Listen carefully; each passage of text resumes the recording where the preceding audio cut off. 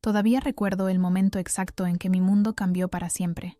Acababa de cumplir 18 años, llena de sueños y esperanzas, sosteniendo en mis manos temblorosas la carta de aceptación de la Universidad Nacional Autónoma de México, la UNAM.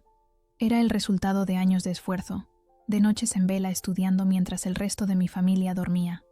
La carta representaba todo lo que había soñado: un futuro brillante, independencia y la posibilidad de convertirme en la primera ingeniera de mi familia.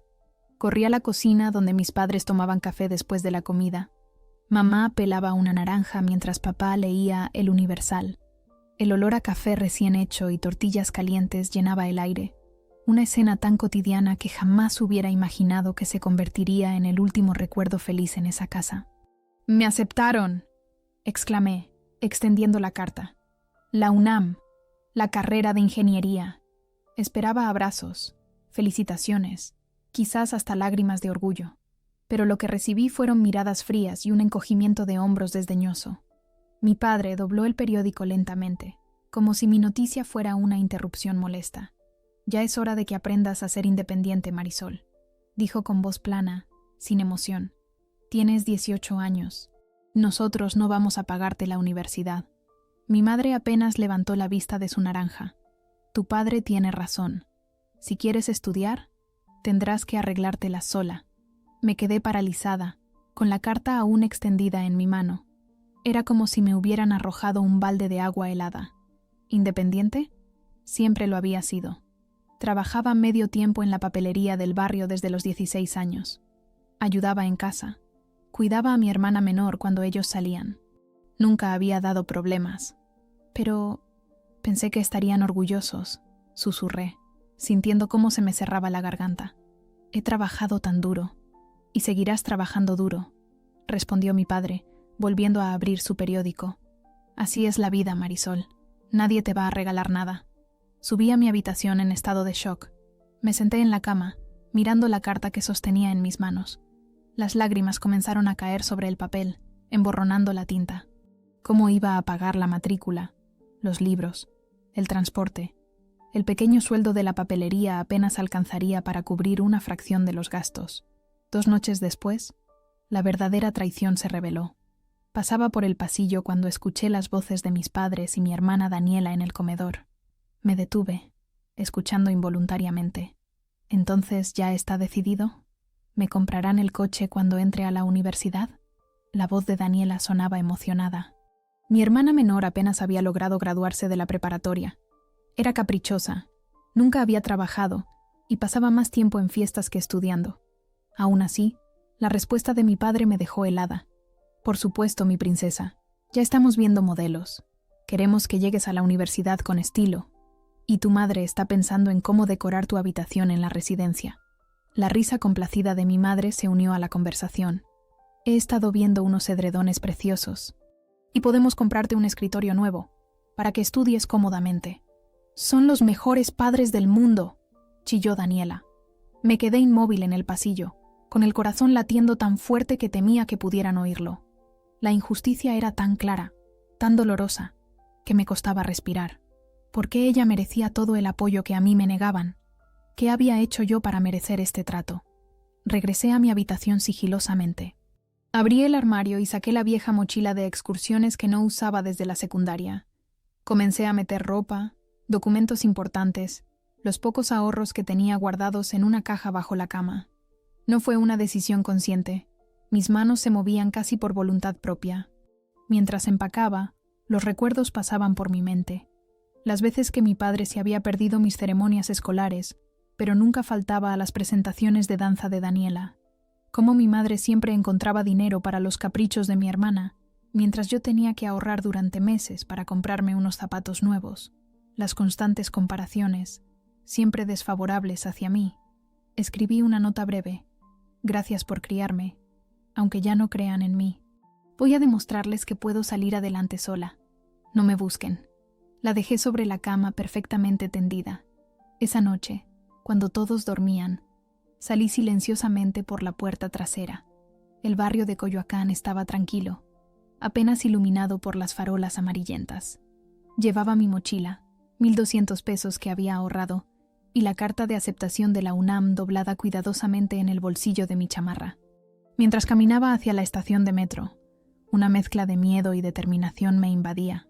No tenía idea de dónde dormiría esa noche, ni de cómo sobreviviría, pero sabía una cosa con certeza.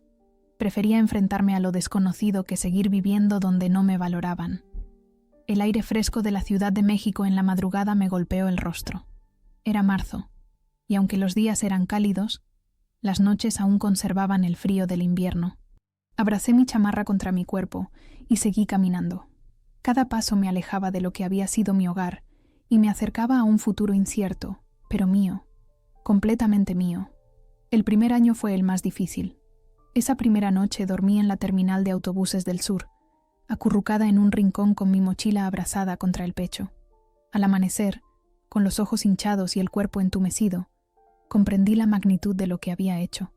Estaba sola, realmente sola. Durante las primeras semanas, alterné entre albergues temporales y noches en la terminal. En el albergue Manos Solidarias de Tlalpan, conocí a otras mujeres que, como yo, habían tenido que reinventarse desde cero. Rosario, una señora de 60 años que había huido de un matrimonio violento. Leticia, apenas unos años mayor que yo, que había sido expulsada de su casa cuando anunció su embarazo. Sus historias me hicieron sentir menos sola. Lo primero es conseguir trabajo, mijita, me aconsejó Rosario una mañana mientras compartíamos un café instantáneo en la cocina comunal del albergue. Cualquier trabajo. Ya después vas viendo. Seguí su consejo. Recorrí restaurantes, tiendas, supermercados, ofreciéndome para cualquier puesto disponible. Finalmente, don Joaquín, dueño de una pequeña taquería en Xochimilco, me contrató para lavar platos y limpiar mesas. El salario era mínimo, pero incluía las comidas. Comencé a ahorrar cada peso que podía. Con mi primer sueldo renté un cuarto diminuto en una vecindad de Iztapalapa. Era un espacio húmedo con apenas un colchón en el suelo, un foco que colgaba del techo y un baño compartido con otros inquilinos, pero era mío. La primera noche lloré de alivio al poder cerrar una puerta y sentirme segura. Cada mañana me levantaba a las 5 para tomar el metro y llegar a tiempo a la taquería.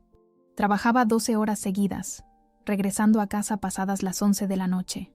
Los fines de semana conseguí un segundo trabajo limpiando casas en las colonias de clase media. Mis manos, antes suaves por los años de estudio, se volvieron ásperas y agrietadas. Un día, limpiando una de esas casas, encontré un libro abandonado en un estante. Fundamentos de programación. Lo pedí prestado a la dueña, quien me miró sorprendida pero accedió. Ese libro cambió mi vida.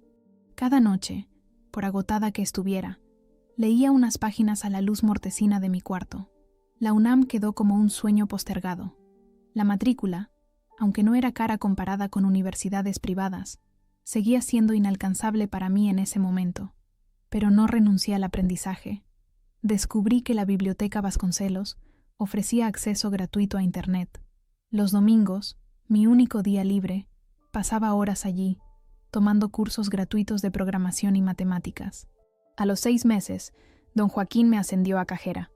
«Tienes buena cabeza para los números, Marisol», me dijo. El aumento de sueldo me permitió comprar una laptop de segunda mano. Era vieja y lenta, pero funcionaba. La traté como un tesoro. Durante ese primer año, hubo días en que el desánimo me vencía, noches en que me preguntaba si había cometido un error al irme de casa, momentos en que la soledad se volvía tan pesada que me costaba respirar. Pensaba en mi familia, en mi hermana Daniela comenzando la universidad con todas las comodidades que yo no tenía. A veces, en mis momentos más débiles, revisaba sus redes sociales, fotos en fiestas universitarias, presumiendo su coche nuevo, viajes de fin de semana a Acapulco. Cada imagen era como un puñal, pero también combustible para mi determinación. Nunca los contacté. El orgullo, tal vez, o el miedo a que me rechazaran nuevamente. Borré mis perfiles en redes sociales y cambié mi número de teléfono. Me convertí en un fantasma para ellos, como ellos lo habían sido para mí cuando más los necesitaba. El punto de inflexión llegó cuando conocí a doña Mercedes, una anciana que vivía sola en un pequeño departamento en Coyoacán, irónicamente no muy lejos de mi antigua casa. Comencé a limpiar su hogar los sábados, y pronto nuestra relación se transformó en algo más que empleada-empleadora. Eres demasiado inteligente para estar limpiando casas toda la vida, me dijo un día, observándome mientras yo leía uno de sus libros durante mi descanso. ¿Por qué no estás estudiando? Le conté mi historia, sin dramatismos ni autocompasión, simplemente los hechos. Doña Mercedes me escuchó en silencio, sus ojos claros fijos en mí.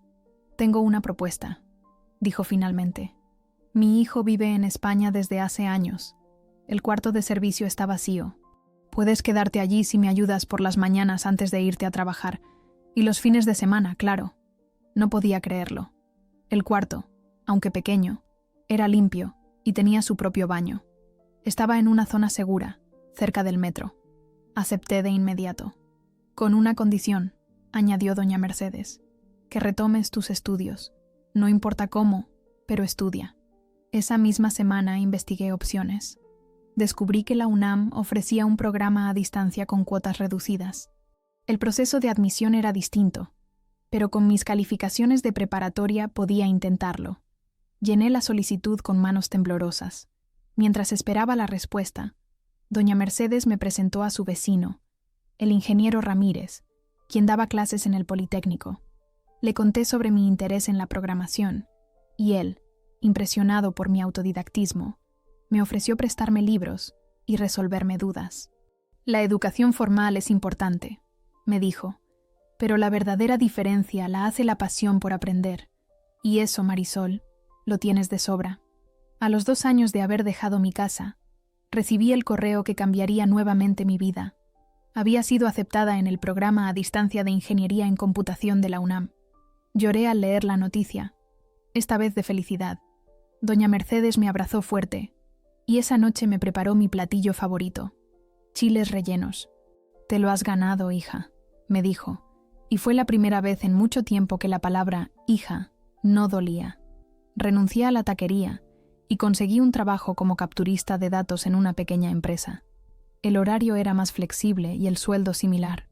Por las noches y fines de semana estudiaba.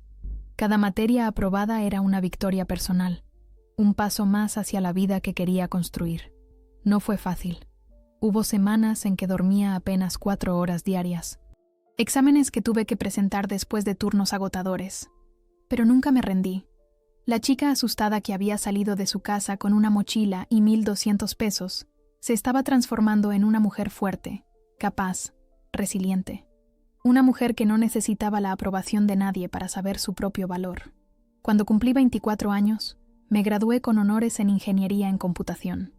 El día de la ceremonia, doña Mercedes estaba en primera fila, aplaudiendo con tanto orgullo que sentí que mi corazón podría estallar. El ingeniero Ramírez también asistió, junto con algunos compañeros de trabajo y amigos que había hecho durante esos años difíciles pero transformadores. Durante mi último semestre, había conseguido una pasantía en una startup tecnológica llamada Nuevo Horizonte, ubicada en Santa Fe. La empresa desarrollaba software para instituciones educativas, y aunque la pasantía pagaba poco, la experiencia era invaluable. Trabajaba directamente con Gabriela Montero, la CEO, una mujer brillante de 40 años que había fundado la empresa desde cero. «Tienes algo especial, Marisol», me dijo un día mientras revisábamos un código que yo había escrito. «No es solo tu habilidad técnica, es tu perspectiva, tu capacidad para resolver problemas de formas que a otros no se les ocurrirían». No estaba acostumbrada a los elogios. Me sonrojé y murmuré un agradecimiento. «No, en serio», insistió Gabriela. «La mayoría de los ingenieros que contrato vienen de familias privilegiadas. Han tenido caminos fáciles.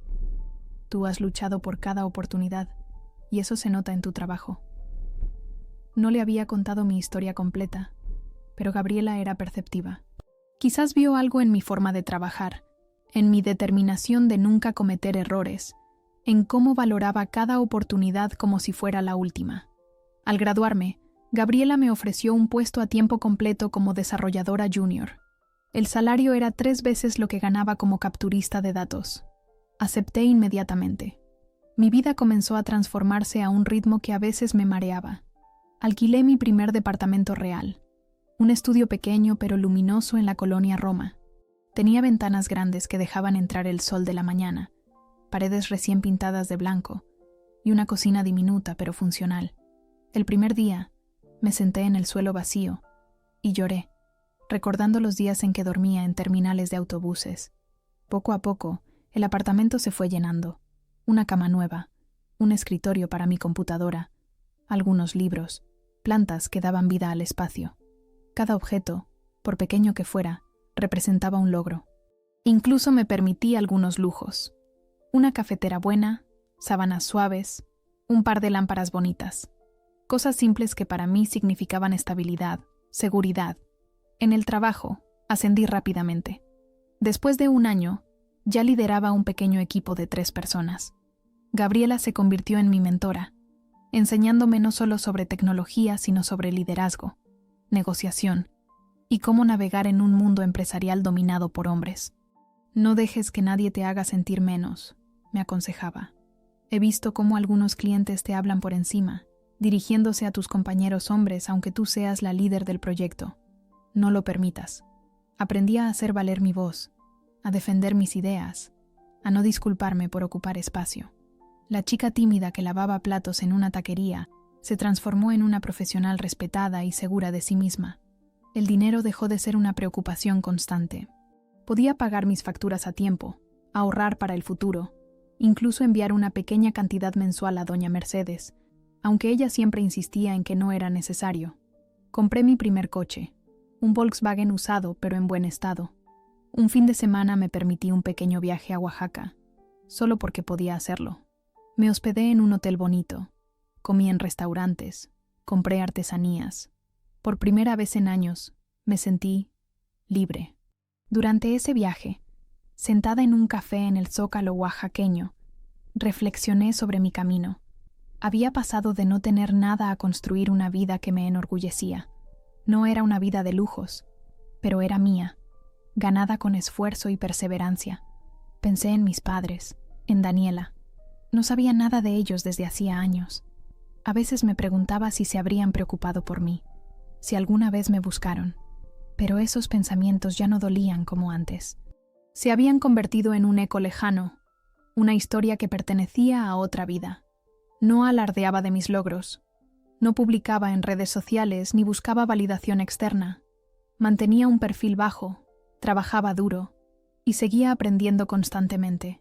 Pero dentro de mí, sabía que me había convertido en alguien fuerte, alguien de quien mi yo más joven estaría orgullosa, y no necesitaba la validación de nadie, especialmente no la de mis padres. La vida siguió su curso. A los 26 años, Nuevo Horizonte firmó un contrato importante con una universidad privada, y me asignaron como líder del proyecto. Era una responsabilidad enorme, pero estaba lista para el desafío. Las noches de trabajo hasta tarde, las reuniones con clientes exigentes, los plazos ajustados. Todo valía la pena cuando veía el producto final funcionando perfectamente. Gabriela me aumentó el sueldo considerablemente tras el éxito de ese proyecto. «Te lo has ganado», me dijo. «Eres una de las razones por las que esta empresa sigue creciendo». Decidí celebrar invitando a cenar a doña Mercedes y al ingeniero Ramírez. Mientras compartíamos una botella de vino en un restaurante elegante, doña Mercedes tomó mi mano. «Estoy tan orgullosa de ti, hija», dijo con los ojos brillantes. «Mira todo lo que has logrado por ti misma». El ingeniero Ramírez levantó su copa. «Por Marisol, quien nos enseñó que la determinación puede más que cualquier obstáculo». Sentí una calidez expandiéndose en mi pecho. Esta era mi familia ahora. Personas que me valoraban por quien era, que celebraban mis logros, que habían estado a mi lado en los momentos difíciles. No compartíamos sangre, pero compartíamos algo igual de importante. Respeto, admiración mutua, cariño genuino. Esa noche, al regresar a mi apartamento, miré alrededor y sentí una paz profunda.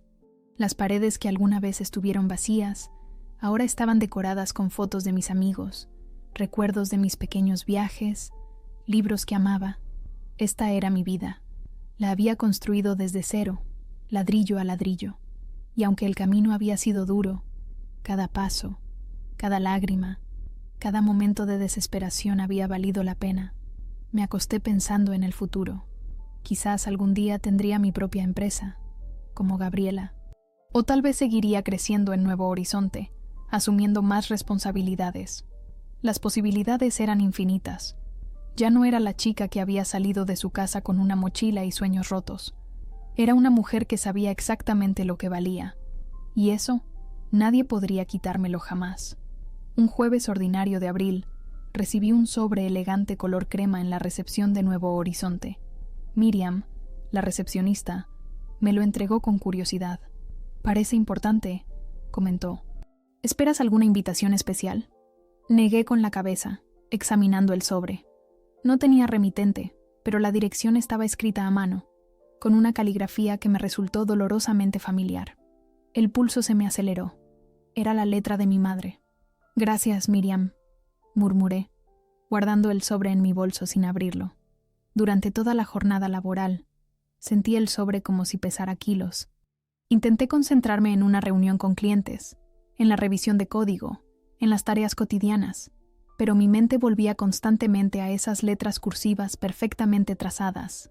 ¿Cómo habían conseguido la dirección de mi trabajo? ¿Por qué ahora, después de casi 7 años de silencio? Llegué a casa esa noche y dejé el sobre en la mesa de la cocina mientras me preparaba un té de manzanilla. Necesitaba calmarme antes de enfrentarme a lo que fuera que contuviera. Finalmente, respirando profundamente, lo abrí. Dentro había una tarjeta gruesa y elegante con bordes dorados. «Daniela y Alejandro te invitan a compartir su alegría», decía en letras estilizadas. Mi hermana se casaba. La ceremonia sería en la Hacienda Los Laureles, uno de los lugares más exclusivos para bodas en las afueras de la Ciudad de México. Un lugar que yo solo conocía por fotografías en revistas. Me senté en el sofá, aturdida. No había hablado con Daniela desde aquella noche en que escuché a mis padres planeando su futuro universitario, mientras me negaban cualquier apoyo.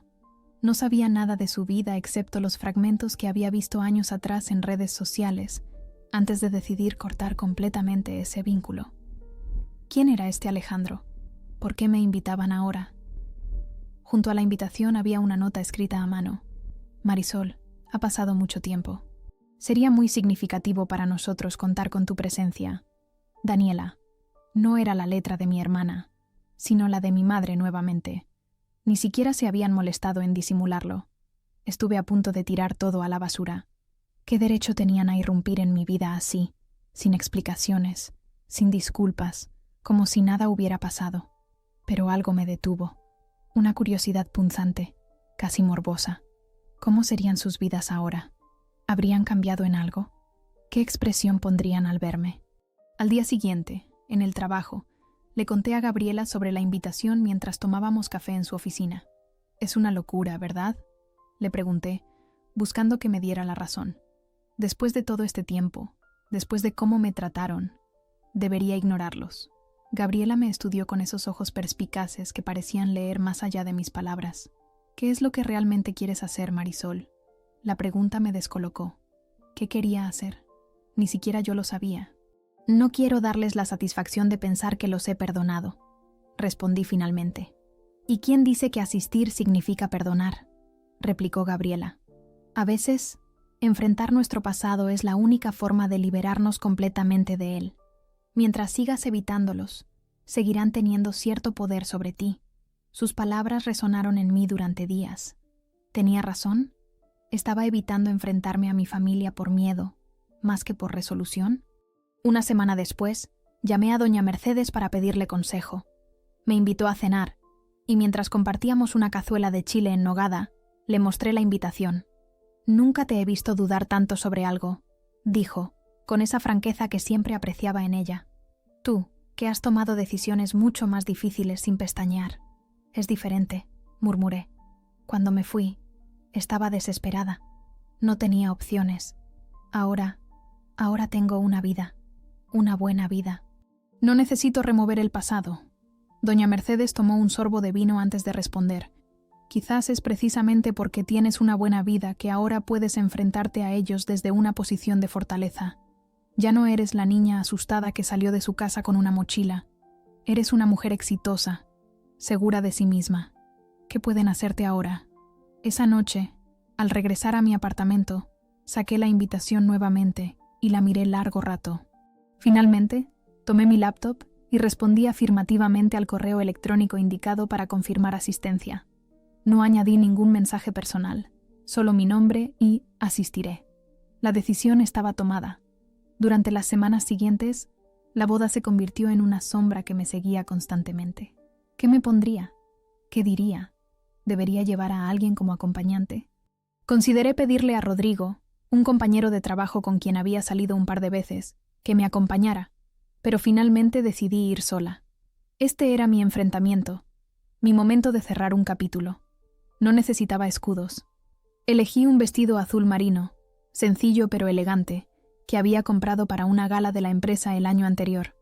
Me recogí el pelo en un moño bajo, me maquillé discretamente y me puse los pendientes de plata que doña Mercedes me había regalado en mi cumpleaños.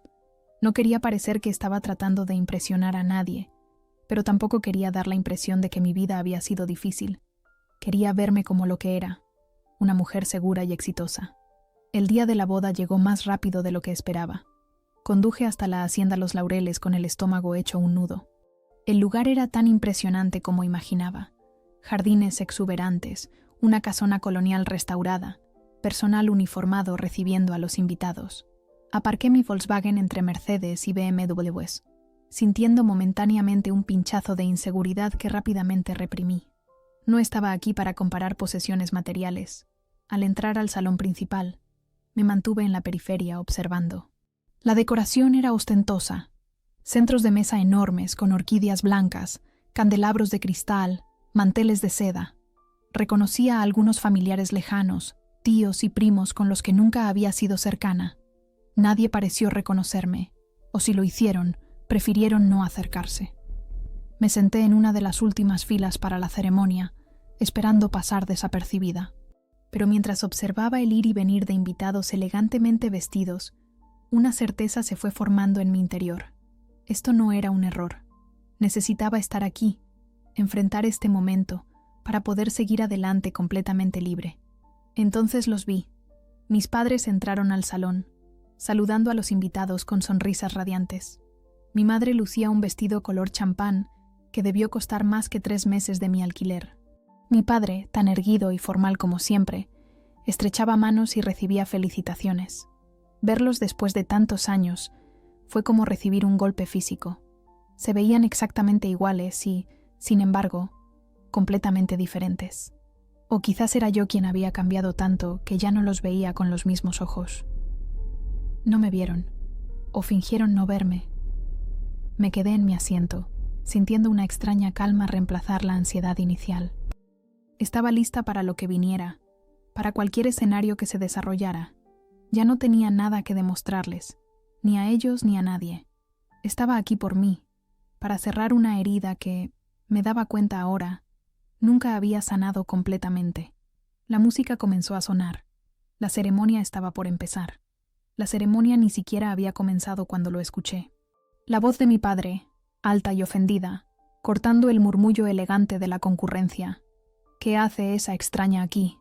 Me quedé inmóvil. Las cabezas comenzaron a girarse. Primero las más cercanas a él, luego como una ola, hasta que decenas de ojos se posaron en mí. Mi madre ahogó un grito, llevándose la mano al collar de perlas que adornaba su cuello. No se atrevería a presentarse después de todos estos años, la escuché decir, aunque fingía hablar en voz baja. Sus palabras me atravesaron como cuchillos. Sentí el calor subiendo a mis mejillas, pero me obligué a mantener la compostura. No me encogería, no huiría. Ya no era esa chica asustada. Los murmullos crecieron a mi alrededor. Es la hermana mayor, la que desapareció. Dicen que se fue con un novio. Escuché que tuvo problemas con drogas, fragmentos de mentiras y especulaciones que seguramente habían circulado durante años para explicar mi ausencia. Mi padre comenzó a caminar hacia mí, su rostro contorsionado por la ira.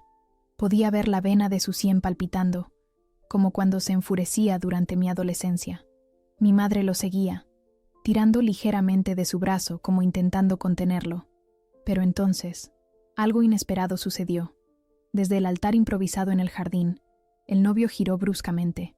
Su rostro palideció al verme. Alejandro. Era alto, de complexión atlética, con un traje impecable y cabello negro perfectamente peinado. Pero lo que me impactó fueron sus ojos. Ojos que me miraban con absoluto reconocimiento y, ¿Culpa?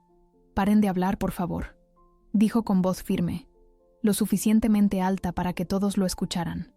El murmullo cesó gradualmente. Daniela, a su lado, lucía confundida, su sonrisa de novia perfecta vacilando. «Alejandro, ¿qué pasa?», preguntó, buscando su mano, pero él ya estaba bajando los escalones del altar, caminando directamente hacia mí. «Silencio», espetó a mis padres cuando intentaron interceptarlo. Su voz temblaba, pero era firme. «¿Saben quién es ella?», mi padre bufó. «Por supuesto que sabemos quién es. Es...». «No», lo interrumpió Alejandro. «No tienen idea». Se volvió hacia la concurrencia, hacia los invitados elegantemente vestidos que observaban el drama desarrollándose con una mezcla de fascinación y horror. «Esta mujer me salvó la vida». Me quedé paralizada, sin entender de qué estaba hablando. Nunca había visto a este hombre en mi vida. ¿O sí? Alejandro me miraba fijamente, con lágrimas formándose en sus ojos. Estaba sin hogar una vez, adicto, perdido, durmiendo en callejones. Tú me diste comida y mantas detrás de aquella cafetería cuando nadie más lo haría. Me hablaste como si fuera un ser humano. Mi respiración se detuvo. Los recuerdos comenzaron a fluir. Durante mi primer año en las calles, trabajando en la cafetería El Rincón en Coyoacán, solía llevar las sobras a las personas que dormían en el callejón trasero. El dueño me lo permitía, siempre que lo hiciera discretamente para no atraer vagabundos. Había un chico, más joven que yo, con ojos hundidos y brazos marcados por agujas. Siempre educado a pesar de su situación, siempre agradecido. ¿Era posible que...? «Alejandro», susurré, la comprensión golpeándome como una ola. «Eras tú», asintió, las lágrimas ahora corriendo libremente por sus mejillas. «Me diste tu bufanda una noche de diciembre. Dijiste que tenías otra en casa. Era mentira, ¿verdad? No tenías casa entonces». Un nudo se formó en mi garganta. No, no tenía casa. Esa bufanda era mi única protección contra el frío, pero él parecía estar peor que yo. Se la había dado sin pensarlo 2 veces. «Me inspiraste a buscar ayuda», continuó. Pensé, si esta chica puede ser tan amable con un extraño a pesar de sus propias dificultades, tal vez yo también pueda ser mejor. Hizo una pausa, tragando saliva. Entré a rehabilitación al día siguiente. Cuando salí, conseguí trabajo como asistente en una constructora. Eventualmente estudié arquitectura, y ahora tengo mi propio despacho. El silencio en la hacienda era absoluto. Daniela se había acercado lentamente, su expresión oscilando entre la confusión y la ira. «¿De qué estás hablando, Alejandro? ¿Conoces a mi hermana?».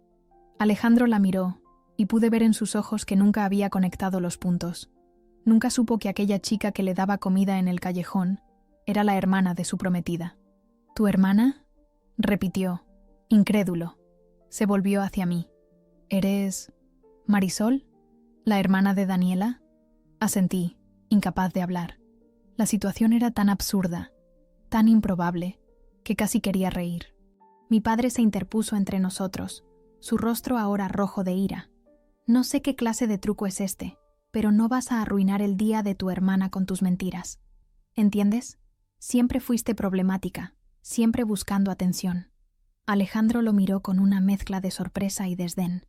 «¿Problemática? Señor, esta mujer me salvó cuando nadie más lo hizo. Y por lo que acabo de presenciar, parece que ustedes nunca la valoraron como debían». Mis padres se quedaron sin palabras. Mi madre parecía a punto de desmayarse, aferrándose al brazo de mi padre. Daniela miraba alternativamente a Alejandro y a mí, como si no pudiera procesar lo que estaba sucediendo. «No puedo creer esto», dijo finalmente. «Mi hermana, la perfecta Marisol, viviendo en las calles. ¿Por qué nunca me dijeron?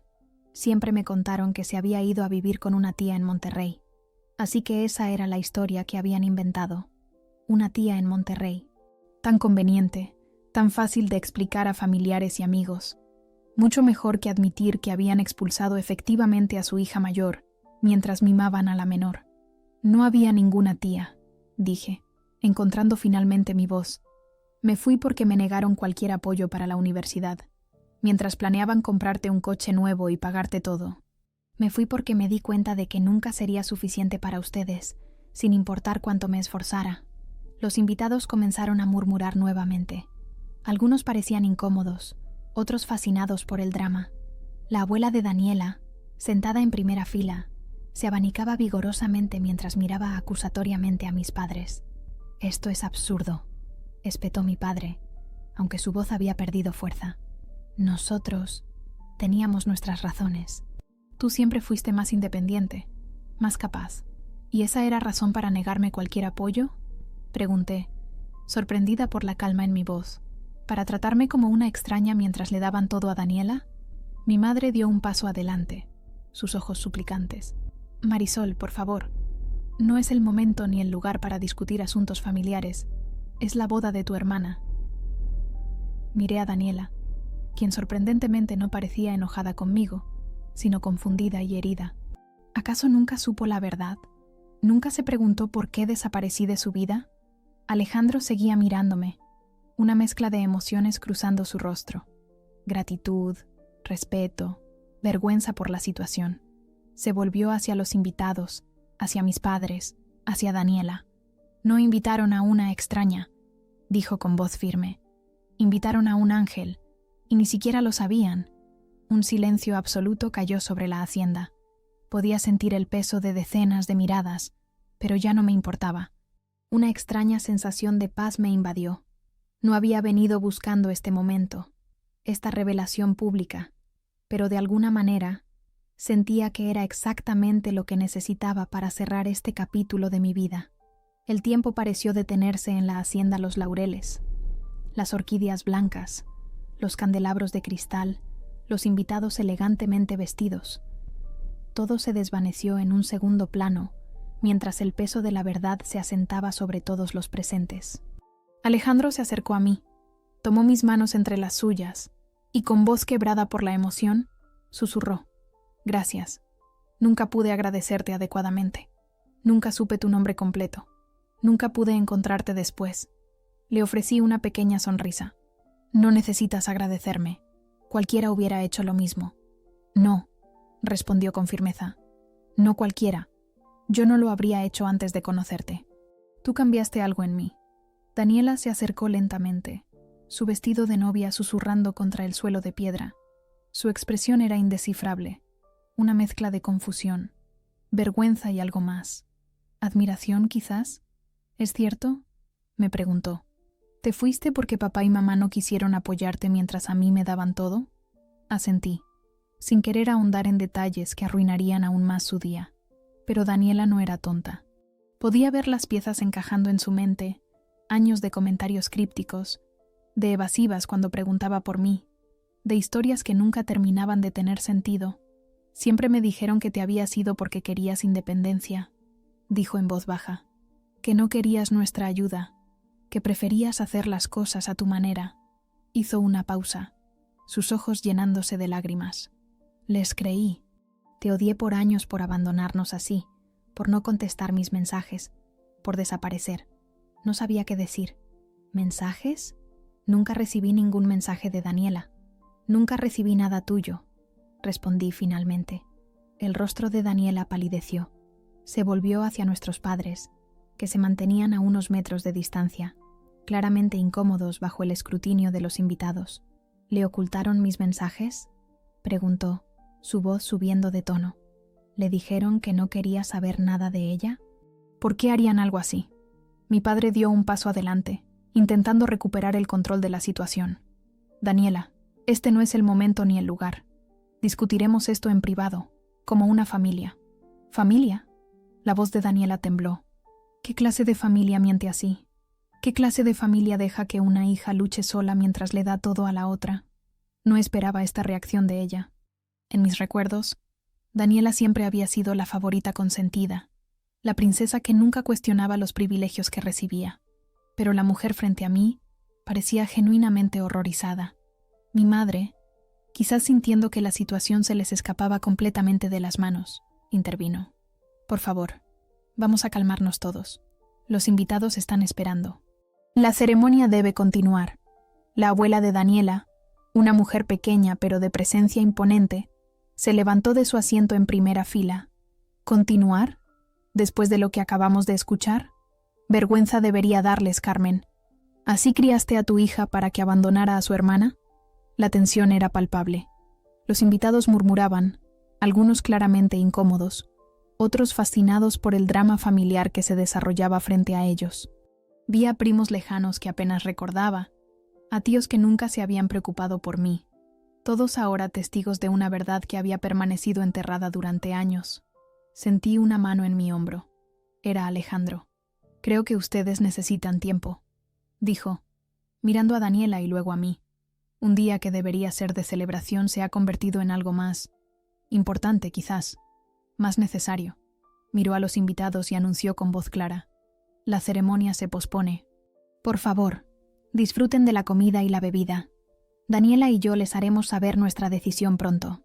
Los murmullos aumentaron, pero nadie protestó abiertamente. Alejandro tomó la mano de Daniela y la mía y nos condujo hacia una pequeña sala lateral, lejos de miradas curiosas. Mis padres intentaron seguirnos, pero Alejandro les dirigió una mirada que los detuvo en seco. «Necesitan hablar», les dijo. «A solas». Una vez en la sala, decorada con antiguos retratos y muebles coloniales, Daniela y yo nos miramos en silencio. Habían pasado 7 años desde la última vez que nos vimos. Ella había cambiado. Ya no era la adolescente caprichosa de mis recuerdos. Había una madurez en sus ojos que no esperaba. «Lo siento», dijo finalmente. «No sabía, te juro que no sabía lo que hicieron». «No es tu culpa», respondí automáticamente. «Sí lo es, en parte», insistió. «Disfruté de privilegios que te negaron a ti. Debí haberme preguntado por qué. Debí haber insistido más cuando desapareciste». Alejandro se mantuvo en silencio, dándonos espacio pero sin abandonar la habitación, como si temiera que la frágil conexión que comenzaba a formarse pudiera romperse en su ausencia. «Te busqué», continuó Daniela. «Cuando cumplí 20 años, empecé a sospechar que algo no cuadraba en la historia que me habían contado. Contraté a un investigador privado, pero no encontró nada. Era como si hubieras desaparecido de la faz de la tierra». Sonreí ligeramente. En cierto modo, eso hice. Cambié mi número, dejé las redes sociales, me convertí en otra persona. «¿Cómo lo lograste?», preguntó, genuinamente curiosa. «¿Cómo sobreviviste sola?». Le conté brevemente mi historia: los albergues, los trabajos precarios, doña Mercedes, mi graduación, mi trabajo actual. Con cada palabra, sus ojos se abrían más, oscilando entre la admiración y el horror. «Eres increíble», dijo cuando terminé. «Yo no habría podido hacer ni la mitad de lo que tú hiciste». «No lo sabes», respondí. «Nunca sabes de lo que eres capaz hasta que no tienes otra opción». Alejandro, que había estado escuchando en silencio, intervino suavemente. «Cuando te conocí, no tenías nada, literalmente nada. Y aún así, compartiste lo poco que tenías conmigo. Un extraño». Hizo una pausa, visiblemente emocionado. «Eso cambió mi vida. Me hizo creer que merecía una segunda oportunidad».